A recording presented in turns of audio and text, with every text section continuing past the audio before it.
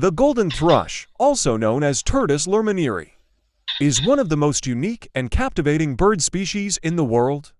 With its shimmering golden plumage, it catches the eye of all who see it at first glance. Golden thrushes are typically of medium size, with a body length ranging from 23 to 28 centimeters and a weight ranging from 60 to 80 grams.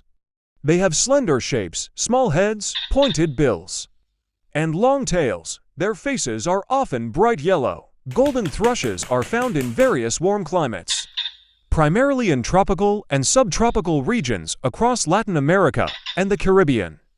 They are often found in tropical forests, evergreen forests, as well as rural and open areas. Their widespread distribution has made them an icon of many warm ecological regions.